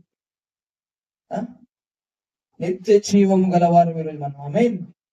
మనం లెక్క పెట్టుకునే అవసరం లేదా, ఈ రోజు పోతున్నా, రేపు పోతున్నా, ఎన్ని రోజులు బతికినా చింతించే అవసరం లేదంట. ఆమేన్. యెహోవా తిరుగుము ఎంతవరకు తీర్చిపోయిందవు, నీ సేవకులను చూసి సంతాపపడము. ఉదయం నీ కృపదమ్మను తృప్తిపరచుము. మా దినములన్నీ మేము అప్పుడు మేము మా దినములన్నీ ఉత్సహించి సంతోషం. ఈ రోజు జరిగింది ఇదే, ఉత్సహించి సంతోషించే రోజు అంటే ఈ రోజు కదా. ఈ రోజు ఉత్సహించి సంతోషించే రోజు. ఎందుకు, మనకు యేసు ప్రభువు వధింపబడి ఉన్నాడు కాబట్టి, మనకు శిక్ష లేదు కాబట్టి. నీవు మమ్మల్ని శ్రమపరిచిన దినముల కొలది, మేము కీడు అనుభవించిన ఏళ్ళ కొలది మమ్మల్ని సంతోషపరచుము. కీడు అయిపోయింది, శ్రమ అయిపోయింది, అంతా యేసు ప్రభు అయిపోయిందంట. సంతోషం కూడా మనం భరించే సంతోషమే, అన్ని ఆయన భరించాడు కదా. నీ సేవకులు నీ కార్యం కనపరచుము. చేశారంట కార్యము యేసు ప్రభువే చేసిన కార్యమే. ఆమేన్. ఆ కార్యం చేసింది యేసు ప్రభునే కనపరచాలి ఈరోజు మనకి కనపరచడానికి కదా. మా దేవుడైన యెహోవా ప్రసన్నత మా మీద నుండును గాక. ఆయన ప్రసన్నత అంటే ఆయన సన్నిధి ఈ రోజు మన మీద ఉన్నట్టు. ఆమేన్. పరిశుద్ధాత్మ దేవుడు మనలో, ఆయన సన్నిధి ఎక్కడ పోయినా మన ఇంట్లో ఉంటుందంట. ఆమేన్. ఆయన నీతి ఎక్కడ పోయినా మన దగ్గర ఉంటుంది. మన దేవుని నీతి, దేవుని మహిమ కలిగి ఉన్నాం ఈ రోజు. ఇడడు ఎన్నడు ఎడబాయదంట ఆయన నీతి, ఆయన మహిమ. ఆమేన్. అది అడిగే అవసరం లేదు. దావీదు అడిగాడు, పరిశుద్ధాత్మ నాలో తీసివేద్దు. ఎందుకు, అప్పుడు క్రియను బట్టి వచ్చేవాడు, క్రియను బట్టి పోయేవాడు. ఇప్పుడు క్రియల మూలంగా, యేసు ప్రభు క్రియల మూలంగా ఆయన చేసిన శిలువయాగం మన పరిశుద్ధాత్ముడు వరంగా ఇవ్వబడ్డాడు. ఎవరైతే హృదయం విశ్వసించి ఒప్పుకుంటారో, యేసు ప్రభుని వాసం తీసుకుంటారో, వాళ్ళకి పరిశుద్ధాత్ముడు వరంగా ఇవ్వబడ్డాడు. పరిశుద్ధాత్మ చేత ముద్రింపబడ్డారు. ఈ రోజు పరిశుద్ధాత్మ చేత ముద్రించబడ్డాము మనం. ఆమేన్. ఎంత చూడ మామూలు చదివితే ఎట్లా ఉంది బాగా, దీని అర్థం చేసుకుని ఇప్పుడుతో పోల్చి చూస్తే ఎంత డిఫరెంట్ ఉంది కదా. హ్యాపీ అంటే జాయ్ అండ్ జాయ్. కొంత తెలియదు అనమాట. ఇస్తారు సౌతరం అంటే ఏమని నీవు మనుషులు మంటికి మనుషులు ఉంటావు, దేవుడు మనిషికి మంటికి మార్చేస్తాడు. అంతే, లేత గడ్డి వల్లే ఉంటాము. ఇంకేంది కింద పొద్దున వారు పచ్చగడ్డి వాళ్ళు చిగురించరు, పొద్దున అది మొలిచిన మొలిచి చిగురించడం, సాయంకాలం అది పోయబడి వాడు ఎప్పుడు క్షీణిస్తాం తెలియదు. మనం ఎప్పుడు పోతాం, రేపు పొద్దున ఉంటాం, సాయంత్రం పోతాం తెలియదు. ఒకసారి పొద్దున ఉంటామో సాయంత్రం పోతాం, పొద్దున ఏమవుతుంది తెలియదు, సాయంత్రం ఏమవుతుంది తెలియదు, ఎప్పుడు ఏమవుతుందో తెలియదు. గట్లాగా మనం కూడా రాలిపోతాం అంతే, అడిగి పూలాగా రాలిపోతాం అంతే. రాలిపోతాం అని చెప్పి వేసుకో చెప్పాడా. రాలిపోవు, కూలిపోవు, ఏమివో కొండలాగా ఉంటావంట. ఆమేన్. ఎందుకు, దేవుని నీతిని కలిగి ఉన్న గురించి కాబట్టి. అబ్రహాము ఆశీర్వాదాలకు, మన వాగ్దానాలకు వారసులుగా చేశాడు. ఈరోజు ఆయన రక్తములో కడగబడి ఉన్నాము. యేసు రక్తములో ఆ రోజు మోషే ఆ గొర్రెపిల్ల రక్తాన్ని వేసినప్పుడంట, మరణ దూత వచ్చినప్పుడంట, గొర్రెపిల్ల రక్తాన్ని చూస్తే దాటి వెళ్ళిపోయినప్పుడు ఈ రోజు యేసు రక్తం కింద ఉన్నాము. మరణ దూత మన సంబంధం ఏం లేదు అసలు. అప్పుడు మోసే జరిగింది కానీ మరణమే లేనానికి మరణదూత ఎందుకు వస్తుంది? మనం మరణించామండి. యాక్చువల్ చెప్పండి, ఎప్పుడైతే యేసుని అంగీకరిస్తాం అదే బాప్తిసం అందుకోవాలంటే పాత వ్యక్తి చనిపోయాడు. ఒకసారి మనిషి వ్యక్తి ఎందుకు మనిస్తాడు ఇంకా కదా? ఒకసారి మనిషి వ్యక్తి మనం రెండుసార్లు మన్నించాడు కదా, ఆయన మన్నించాలని నమ్మాలి. నువ్వు ఇది నమ్మాలి, మనము నమ్మాలి. నేను యేసు బాప్తిసం తీసుకోవడం ద్వారా ఆయనతో మరణించాను, పాతి పెట్టాను, ఒక కొత్త వ్యక్తిగా నూతన వ్యక్తిగా తిరిగి లేచాను. ఇక్కడ నేను జీవిస్తా, నేరుగా నాలో జీవిస్తా క్రీస్తు చేస్తే. ఆమేన్. ఇది పలకాలి, ఇది నమ్మాలి. శరీరానుసార వ్యక్తి ఆలోచించకూడదంట. ఇదంటే శరీర సంబంధం కాదు, బట్ శరీరాన్ని రుణం లేవు. మనం దేవుని సంబంధులం. ఈరోజు మనము దేవుని వారసులము. చాయ్ అండ్ చాయ్ చదవమంటారు ఇట్లా నోట్లో పొయ్యే తప్ప ఇంకోటి ఏం మాట రాదు. ఎప్పుడు పోయిదే రాలుతాం రాలిపోతారు. అక్కడ ఫోటో మీద దండ కలుస్తారు. ఊహించుకోవాలి అట్లాంటివన్నీ. ఆమేన్. అందుకంటే వాక్యంలో నిలబడాలి, వాక్యం ప్రకారంగా నడుచుకోవాలి. కల్పనా కథల వైపు తిరగాలి చెప్పాడు కదా అవును. కల్పనా కథలు అని అంటే ఏంటి? మనుషులు క్రియేట్ చేసిన స్టోరీలు, కథలు అవి నమ్మొద్దు. మనము ఈ లోకాసిన బోధ అపవాది బోధ, అది నమ్మకూడదు. అది జీవం ఏదంట, దేవుని మాట వలన జీవిస్తాం తప్ప ఈ లోకంలో మాట వలన కాదంట. ఈ లోకము మాట మరణమే కదా, అపవాది మాట మరణమే తప్ప జీవం కాదు. దేవుని మాట జీవం కలిగిస్తుంది. అది మనుషులు వల్ల మాత్రం కాదు, కానీ దేవుని నుంచి ప్రతి మాట వలన. ఇంకో మాట ఉంటుంది యోహాను, ఒకడు నా మాటను గై కొట్టే మరణము రుచి చూడాలంటే, నేను ఫస్ట్ టైం చాలా చెప్పిన, ఒకడు నా మాటను గై కొంటే మరణము రుచి చూడడు. అమ్మరానమాట. వాళ్ళేమంటారు? ఎట్లా చెప్తావు? నువ్వు అబ్రహాం అంటే గొప్పవాడువా, మోషే కంటే గొప్పవాడువా, వాళ్ళందరూ చనిపోయినారు కదా, ఈరోజు ఏమంటారంట వాళ్ళకంటే గొప్పనా? వాళ్ళే గొప్ప వాళ్ళే చనిపోయారు. బైబిల్ కంటే గొప్పవాడు ఎవరు లేడు, వాక్యం కంటే గొప్పవారు ఎవరు లేరు. ఆమేన్. వాక్యాన్ని చూసి దేంతో రాయబడి ఉన్నదా లేదా నమ్మాలి తప్ప ఎవడైనా కోపైనా ఎవడైనా వేస్ట్. వాక్యం సరిగా చెప్పకపోతే వేస్టే కదా, అక్కడ కఠినమైన తీర్పు ఉందంట చెప్పకపోతే సరిగ్గా. అందుకే అందరూ బోధలు కాదు బాగుంది యాకోబు, అందుకే నాలుగు బోధలు కావద్దు, మరీ కఠినమైన తీర్పు ఉంటుందంట అందరికి. మీకు సరిగ్గా చెప్పారు, వాక్యం సరిగ్గా విభజించి చెప్పాలి. ఆమేన్. జీవం అంట ఆయన మాటలు, జీవం. ఎక్కడ దేవుడు హీనపరచలేదు, ఎప్పుడు దేవుడు ఎక్కడ పాత్ర ఎవరు దేవుడు బలహీనపరచలేదు, ఇంకా బలపరచాడు. కృంగిన వారిని లేవనెత్తినాడు కదా. గిద్యోను ఏం చేస్తాడంట? గానుగు చాటున గోధుమలు దులగొడుచుంటే దేవుడు వచ్చి ఏం మాట్లాడతాడంట? ఫస్ట్ దూతగా ఉంటే తర్వాత దేవుడికి రాయబడింది అక్కడ. ఆయన వచ్చి యెహోవా దూత అంటే దేవుడు యెహోవానే వచ్చి పరాక్రమం గల అలాంటిడా ధైర్యం తెచ్చుకుంటాడు. ఆమేన్. నిన్ను పనికి తోడే ఉంటా, ఒకే మనిషి అతను చేసినట్టు చేస్తా ఉంటాడు. అని నా గోత్రం ఎన్ని తగినవాని కానీ అంటాడు, మనుష్య గోత్రం ఎన్ని తగిన వాని కానీ నేను కనిష్ఠుడు అంటాడు. కనిష్ఠుడులే, చిన్నలే, పెద్దలే, క్యాస్ట్లే, గోత్రం లేదు, ఏం లేదు, నేను నీకు తోడ నిన్న అంటాడు ఆయన. అయితే అయినా ఏమంటాడు? అయితే సో వాట్, ఏదైతే ఏంది, నీ కాస్ట్ అయితే ఏంది, నీ చిన్నోడైతే ఏంది, పెద్దోడైతే ఏంది, వయసు అయిపోతే ఏంది, సంబంధం చదువు వస్తే ఏంది, రాకపోతే ఏంది, నేను నీకు తోడే ఉన్నా. ఆమేన్. ఆయన ఈరోజు మనకు తోడున్నాడంట. అందుకంటే అతిశయించేవాడు ప్రభువునందే ఆశ్రయించారు, దేవుని ఆశ్రయించాలంట. జాబు చూసి, దాన్ని చూసి, దీన్ని చూసి, మనుషులు చూసి అతిశయించకూడదు కదా. మన అతిశయము దేవుడే ఉండాలి.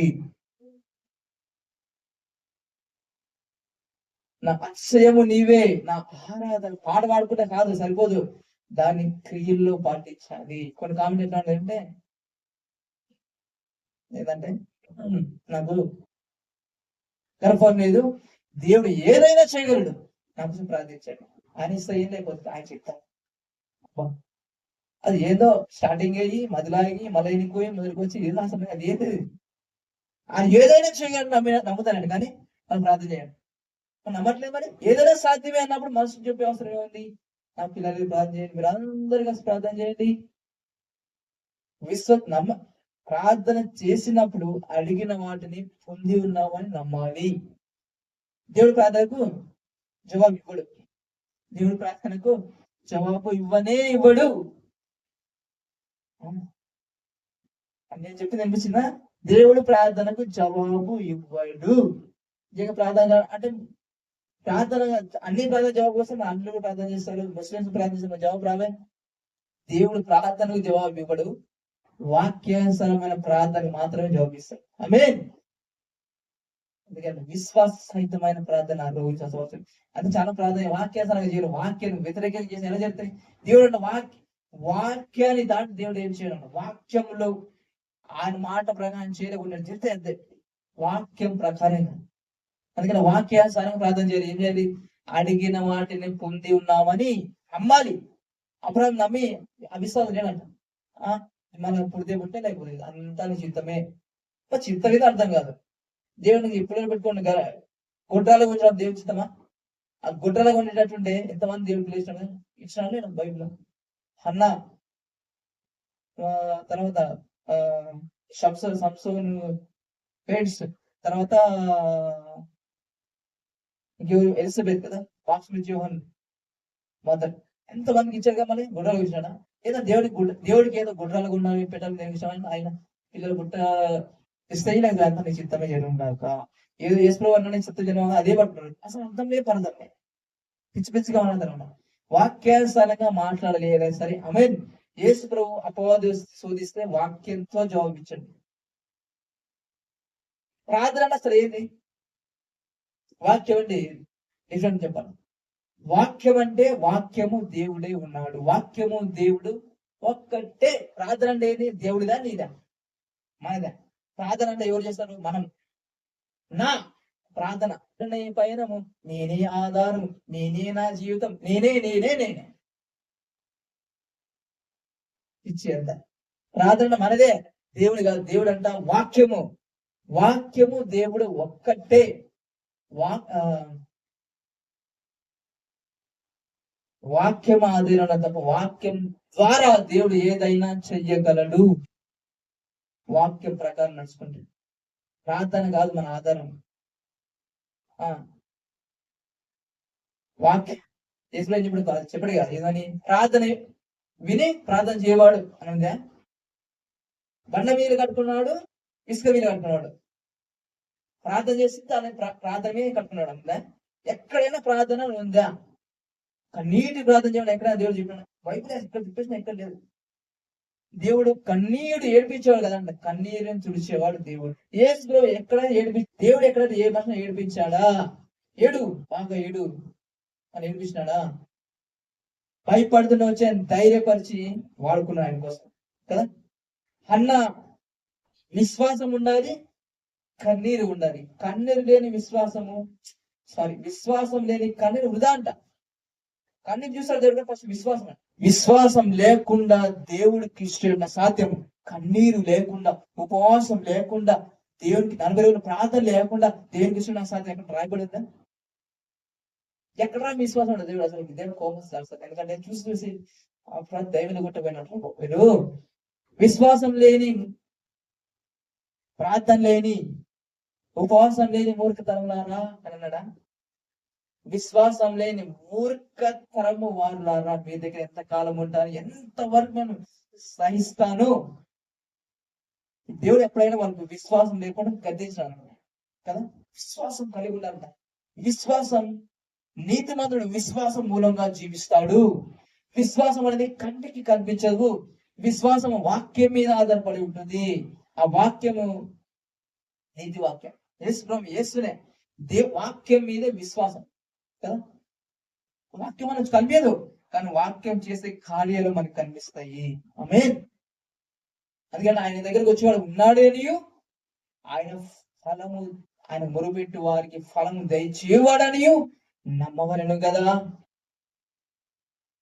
చాలా మంది దగ్గర ఉంటుంది, అరే మీరు దేవుని అడిగిన పొందుకోవట్లేదు ఎందుకంటే మీరు ఇంకోటి ఏంటంటే అసలు అవిశ్వాసం అండి. విశ్వాసం, ఈ లోకం విశ్వాసం ఉంది, అవిశ్వాసం. అండ్ అవిశ్వాసం ఉండక విశ్వాసమే జీవించు.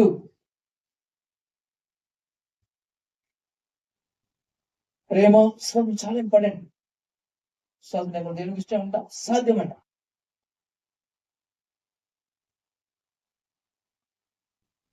అది ఒక్కబడి ఏదంటే ఆయన చెప్పండి, ఏది శిలువ మీద అమ్మనదా నా కోసం ఏడవద్దు, మీకోసం మీకోసం పిల్లల ఏడు అదే పట్టారు అని అనేది వేరే ఉద్దేశం. అంటే వాళ్ళు ఏడుస్తున్నారు ఎందుకు, నా కోసం వేస్ట్, పిల్లల కోసం మరి పెట్టని అర్థమైంది. ఏడవని కదా అర్థం. ఎక్కడ చెప్పలే ఏడవని చెప్పలేదు దేవుడు. ఎక్కడ కన్నీటి ప్రార్థన గురించి ఎక్కడ అసలు ఉపవాసం చేయమని కూడా చెప్పలే ఆయన. ఉపవాసం చేస్తే ఎలా ఉండాలని చెప్పాడు తప్ప ఉపవాసం చెయ్యు అని రూల్స్ పెట్టాడు దేవుడు కదా. దేవుడు అంట పారాలు మోపడానికి కాదంట. పారాలు నీ కన్నీటి వల్ల కాదు జవాబు పొందుకునేది, దేవుడు మాట ఇచ్చి దాన్ని నెరవేర్చినాడు కాబట్టే. మాట ఇచ్చి దేవుడు కార్యం చేశాడు. ఆమె అంటే మన కన్నీరు కాల్చినందుకు యేసు వచ్చినాడు భూమి. నిజంగా మన కన్నీరు కాల్చి దేవుడు ఇస్తే అది దేవుడు ఏడిపించినట్ట. ఇప్పుడు మన పిల్లల్ని మనం ఏడాలనుకుంటామా? ఏడిస్తే ఏడిపించి ఇవ్వాలనుకుంటామా? వాళ్ళు సంతోషంగా తీసుకోబడతామా? వాళ్ళు సంతోషంగా ఉంటేనే అడితే ఇష్టపడతాం. ఏడ్చుకుంటే కోపం వస్తుంది. దేవుడికైనా ఎప్పుడు చిన్నపిల్లలు మెచ్చురుతూ ఉండదు. ఆమె విశ్వాసంలో ధర్మంతులుగా ఉండాలంట. విశ్వాసం పెంచుకోవాలంట. అది వాక్యం ద్వారా వస్తుందంట. ఆయన ఎందుకు వచ్చేవారు ఫలం దయచేస్తారు, ఫలం ఇస్తానని నమ్మాలంట. ఆయన ఉన్నాడని ఫలం దయచేవాడిని నమ్మాలంట. ఉన్నాడని నమ్మితే ఫలం దయచేస్తాను నమ్ముతాము. మనకి విశ్వాసమే. విశ్వాసం ద్వారా కొండలను పెకిలించగలము. కొండ చూసి పడమంటే పడుతున్న సంవత్సరం. నీ మన ప్రార్థన కాదు, దేవుడి మాట చెప్పాడు కాబట్టి నువ్వు మనస్సులో సందేహించకుండా ఈ కొండను చూసి పడు అంటే పడుతుందంట. ఆ మాట దేవుడు చెప్పాడు కాబట్టి ఆయన మాట చేసి జవాబు వస్తుందంట. అదే అన్నమాట. అది సొల్యూషన్ కీ అదే అనమాట. ఎంతమందికి ప్రార్థన ఎందుకు ప్రార్థన జవాబు రాదు అంటే, కన్నీటి బాధ చేసిన మాకు జవాబు రాదు అంటారు. ఉపాధి చేసిన మాకు జవాబు రాదు. ఎందుకు రాదు? రాదు. వాక్యం ప్రకారం చేసే కదా ప్రార్థన చేస్తాము. అది నమ్మము అనమాట. చేసినది దేవుడు జవాబు ఇస్తాడు అని నమ్మాలి. అడిగిన వాటిని పొంది నమ్మాలి అని వాక్య ప్రకారంగా అడగాలి.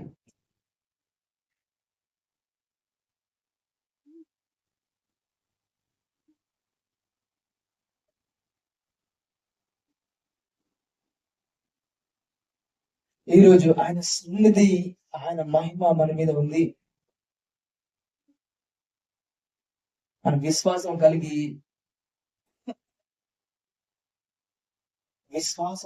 జీవించాలి. అవిశ్వాసమే ఉండక విశ్వాసమే ఉండాలి. అన్ని నమ్మదండి. శిరాసనం అన్ని శిరాసమే. అడుగు దేవుని అడుగు, అడిగి విశ్వాసం అడిగి కమ్మునంటే దేవుడు చేస్తాడు. ఏదే తొందరపడదు కానీ తొందరపడి దేవుడు పరిగెత్తులో చేస్తాడు టక్కని. అరే దేవుడి మన క్రియలతో దేవుని ఇంప్రెస్ చేయలేము. ఇంకోటి ఏమంటే ప్రార్థన చేసిన దేవుడు దిగి రావాలంట.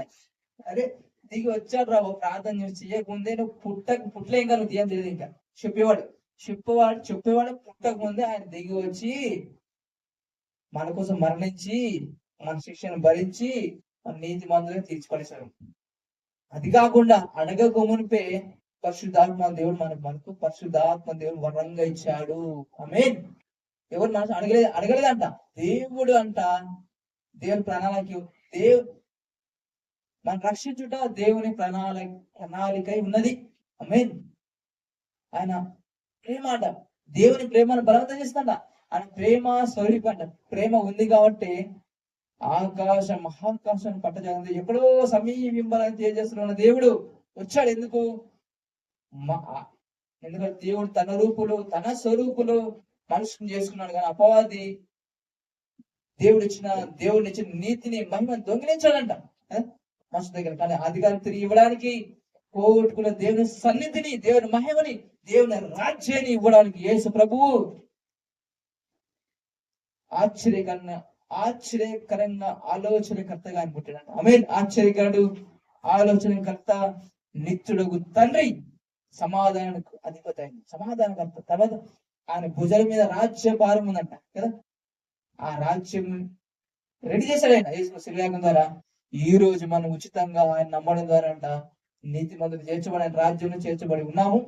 నమ్మేవారు చేర్చబడతారు ఈ రోజు. ఆమేన్. అది అంట. ఈ రోజు నువ్వు నీ స్థితి ఏదైనా, పరిస్థితి ఏదైనా సరే, చాలా ఇంకా అయినా మొన్న ఏంటంటే మనిషి నిండా కప్పు పెట్టుకొని, మనిషి నిండా మురుగు పెట్టుకొని, పాపతలంపులతో, చెడు ఆలోచనతో చేయనాలని చేసేసి దేవుని దగ్గరికి వస్తే దేవుడు క్షమించడానికి అని అన్నిలు నమ్ముతారు. మనము నమ్మే దేవుడు అలాంటి వాడు కానీ, అలాంటి వాళ్ళు కాదు ఆయన. ఆమేన్. ఇంతమంది పిలవ రాలేదండి, ఇంతమంది నేను పిలవడానికి రాలేదు, ఎవరు లేడు ఇంతమంది ఆయన వాడు ఆయన కదా. చూసినారా? నో, దేవుడు దేవుడు క్షమించడంట. దేవుడు క్షమించలేదు ఏది కాదు. దేవుడు అంటే సదాకాలాన్ని సంపూర్ణ చేసేస్తాడు, క్షమించేస్తాడు. ఈరోజు ఆయన అంగీకరించి ఒక నూతనమైన జీవితాన్ని ప్రారంభించాలి. ఒక నూతన కొత్త వ్యక్తిగా యేసులాగా మనము జీవించాలి. ఆయన క్రియను మనం చూపించాలి. ఆమేన్. ఎలా ఈరోజు ఏ స్థితి అయినా సరే నేను అంటున్నారు, దేవుడు నేను చేసిన దాన్ని దేవుడు కూడా క్షమించాడు అని చెప్పి కూడా చాలా మంది అబద్ధం చెప్తారు అన్నమాట. కానీ ఈ రోజు నీ స్థితి ఏదైనా, పరిస్థితి అయినా, ఎలాంటి వ్యక్తి అయినా, ఎలాంటి వ్యక్తి అయినా దేవుడు ఈరోజు నేను క్షమిస్తా ఆయన దగ్గరికి వస్తాయి. నేను ఆయన ఒక కొత్త వ్యక్తిగా మార్చుతాడు. నిన్ను క్షమించి ఒక కొత్త వ్యక్తిగా మార్చి ఒక మంచి పొజిషన్ దేవుడు నేను పెట్టగలడు. ఒక మంచి వ్యక్తిగా దేవుడు మార్చగలడు. మరి ఎలాంటి స్థితిలో, ఎంత భయంకర స్థితిలో అయినా సరే, ఎంత భయంకరమైన వ్యక్తి అయినా పర్లేదు, నీ క్షమాపణ లేదనుకుంటావేమో, నన్ను ఎవరు క్షమించాలనుకున్నావో, నన్ను ఎవరు ప్రేమించాలనుకున్నావని అనుకుంటావు. కానీ ఒకే ఒక్క దేవుడు ఉన్నాడు, ఆయన యేసు ప్రభుని. ఆయనంట నీ కోసం ప్రాణం పెట్టాడు, ప్రాణంగా ప్రేమించాడు. ఒక్క అవకాశం ఆయనకి ఇస్తే, హృదయం విశ్వసించి నోటితో ఒప్పుకుంటే ఆయన రక్షకుడు, ఆయన నరక్షకుడు అని ఈరోజు ఒక మంచి జీవితాన్ని చేస్తున్నాడు. నువ్వు భరించే శిక్ష అంతా ఆయన చేసుకున్నాడంట. నీకు శిక్ష లేకుండా ఆయన రాజ్యము యుగ నీతో ఉంచుకుంటాడు. మనం నమ్ముతున్నావా? నమ్మితే కలిసి ప్రార్థన చేయండి.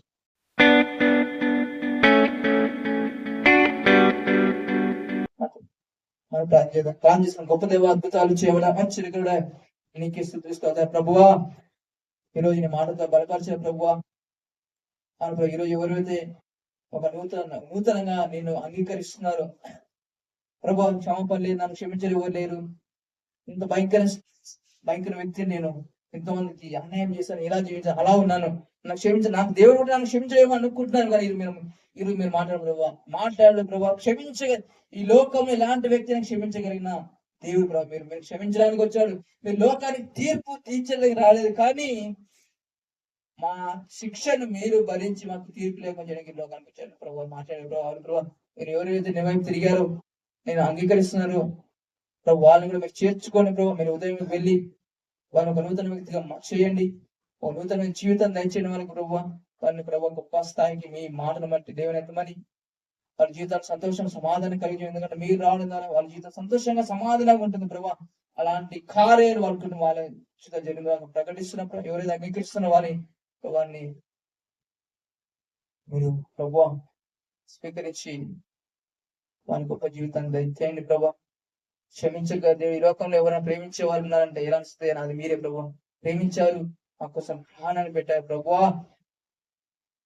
మా కోసం మీరే మిమ్మల్ని మీరు అర్పించుకున్నారు ప్రభావ. మీకు స్తోత్రం ప్రభావ. అలాగే ఇంకా ఎవరు వింటున్నారో వాళ్ళు గొప్ప చేయాలి, వాళ్ళ జీవితాన్ని చూచుదురుగా, కానీ విని ఎరుగని కార్యములు వాళ్ళు చూచుదురుగాక, నీ ఆత్మలోని కార్యాలు చూచుదురుగాక. పెళ్లి కానికి మంచి జీవిత భాగస్వామి దొరుకును గాక. గర్భం లేని వారికి వస్తే గర్భం మీచ్చు బహుమానం యెహోవా, గర్భం యెహోవా బహుమానం. ఆ మాట చెప్పిన వారికి గర్భఫలము కలుగును గాక. ప్రభువా, అనారోగ్యం కలిగినట్లయితే, ఎలాంటి వ్యాధి అయినా సరే, ఎలాంటి భయంకరమైన సరే, మీరు పొందిన దెబ్బల ద్వారా వాళ్ళకి స్వస్థత కలిగిన ప్రకటిస్తున్నా. స్వస్థపరుస్తుంది ఇస్తున్నాము ప్రభు. వాళ్ళు కూడా ప్రాణ బాధ శక్తులైన వారిని గర్దించి భర్జించి ఏసును బట్టి కుమ్మన చేస్తున్నాం ప్రభు. అన్నింటిలో సక్సెస్ కలిగిన కాక, చదువులో జ్ఞానం కలిగిన కాక, అన్ని స్థితిలో వాళ్ళు హృదయాన్ని ఆత్మలో వర్ధించడం ప్రకారం అన్నింటిలో వర్ధి సౌఖ్యం ఉన్నట్టు అన్నింటిలో వర్ధించు కాక, వాళ్ళ గొప్ప స్థితికి లేదైతే నేను మాటలంగా చేయమని ప్రభా వాగ్దానం అవును ఆమెను ప్రభా అవును ఆమెన్ అవన్నీ వాళ్ళు అనుభవించదు కాక, మా జీవితాలు కూడా మేము అనుభవించుకోవాలని ప్రకటిస్తూ సమస్త మహిమ ఘనత ప్రభావం నీకు చేస్తూ ప్రభా ఎవరైతే నీ వైపు తిరుగుతున్న వాళ్ళందరినీ చేర్చుకోమని గొప్ప జీవితాన్ని వాళ్ళకి దయచేసి గొప్ప స్థితికి వాళ్ళకి నీ మాట ప్రకారం చేయమని సమస్త మహిమ ఘనత ప్రభావం నీకే చెల్లిస్తూ నేస్తున్నాము ప్రభా నిన్ను స్తుతించి ఆరాధిస్తున్నాము తండ్రి. Amen amen amen.